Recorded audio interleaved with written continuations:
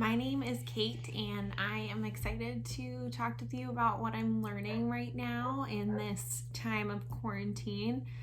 It is crazy to think that we are going into week 6 here in Boston of self-isolation and all that we are going through. It's a really crazy time. We are self-isolating here in our house with me and my husband, Ryan, and our 2 kids. We have 2 daughters who are 4 and 6. And it's been a really challenging time for us.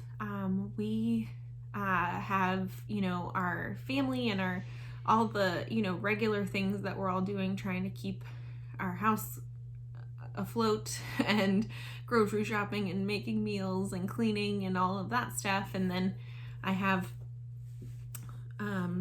to do distance learning with my 2 daughters, and that is no joke. My husband is a teacher and he's working from home, and then my husband also has depression. He has severe clinical depression that he's been treated for years and years, and we are really struggling with figuring out how to make that work in this new stage of life that we're in here. We've spent a lot of time figuring out strategies and coping mechanisms outside of this, quarantine time.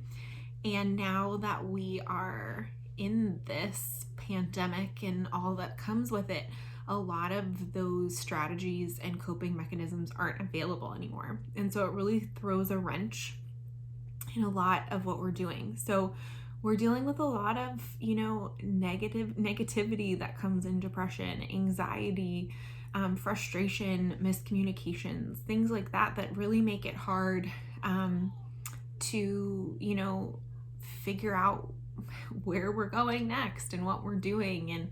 And everybody's stuck in the same place, and there's not a lot of places to, have outlets and to take some time to yourself and all of that. And I think it has created a lot of emotions, frustration, sadness, grief, sorrow, a lot of feelings. And I think for me, personally, I have a really hard time, finding the time to even think in this time, let alone to feel.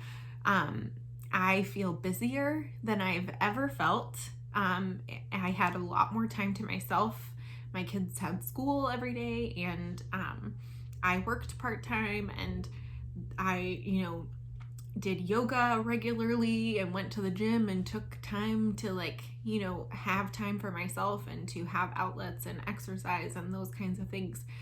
And those things aren't available in the same way. And so the few minutes that I do find outside of running from one part of the house to the other and figuring out this thing with my kids learning and that, and keeping them excited and getting snacks and feeding meals and all those things, the few minutes that I do have doesn't feel like enough, to experience my feelings and to go through and figure out where I stand in the midst of all of this. But I think what I'm realizing is that piece is really important for me, and I need to find that time and be deliberate about it. I think of the scripture in Matthew 5:4 that Jesus is saying, "Blessed are those who mourn, for they will be comforted." And I think that Jesus really found the time to mourn and to grieve and to feel your feelings as really valuable.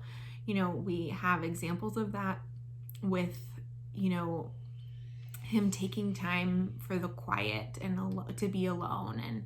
And he, experienced the grief and sorrow that came with John the Baptist's death, and he wept when Lazarus died. And the examples that he showed of taking the time to be with God and to feel his feelings is really real. And I think that resonates with me, that I need to have that time to sit and to be with my feelings, and that it's okay to feel, and it's okay to feel sad. It's okay to grieve. It's okay to be in a hard place. And I think that is contrary to our typical way of thinking. I think we don't like to feel pain. We don't like to go through that. In our world around us, we have a ton of things that keep us from feeling, and to numb and to, discard the pain and to, try to wish it away and that kind of thing. And yet I think that what we can realize is the value of the intimacy and connection with God that comes in feeling, the depth, and the way that God is able to shape and help us to grow in those dark times is really valuable. And I think sometimes some of our greatest connections with God can come in the pit. And, we see examples of that in the Old Testament for sure, with, the things that people go through. I think of Abraham and Sarah, and, they went through infertility and the grief and ups and downs that went with their experience with that. And Job, he lost everyone and everything in his family, and, in tragic and challenging ways.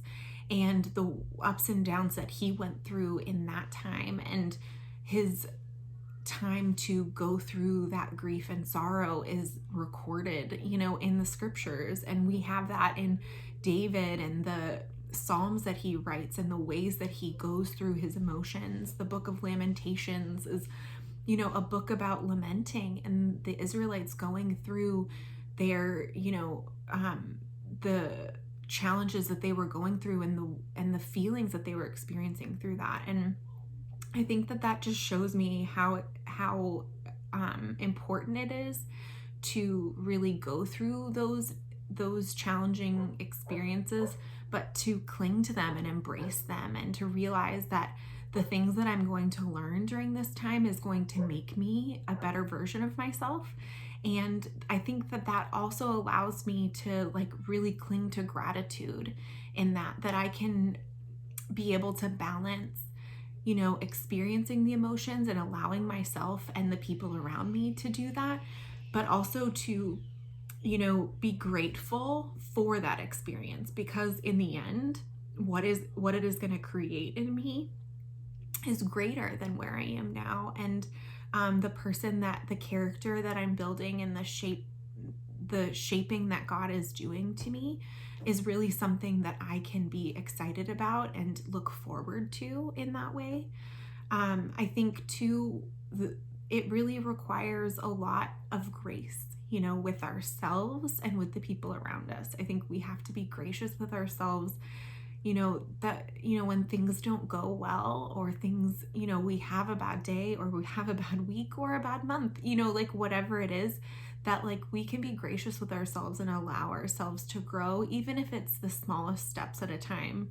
That we don't have to make big strides in a moment. I think of what we're going through with figuring out how to make this work with Ryan's mental health. And these strategies and coping mechanisms take a long time to establish, and I can't expect things to just change overnight, even though in the deepest parts of my heart, that's what I wish would happen, is that we could snap our fingers and everything would be exactly where it could be. But having patience and grace and learning from our mistakes and being grateful for even the mistakes to be able to bring us to a better place in the next time. I think too, taking a breath and being able to take a moment before I respond, the scripture in James 1:19, be quick to listen, slow to speak, and slow to become angry, that I need to take that moment to not respond right away with the first thing that hits my mind, but that I can be gracious and kind and loving, and that I can be, give my husband, my children, the people in my neighborhood or the grocery store, all of those people, give them the benefit of the doubt and know that we're all suffering alongside one another, each in our own places. and that the grace that I give to myself and to the people around me is only going to make things better. It stops that negative cycle. It, decreases the stress, and it provides a lot of peace and joy. And I think that comes with prayer and allowing ourselves to have space to be silent, to meditate, to enjoy the good days outside in nature. I think like really just being deliberate about those times to, commune with God, but also like having that connection and that time to decompress and to allow for positive experiences. I hope this is helpful and encouraging for you, and we're sending our love and our hugs to your houses from ours, and have a great day.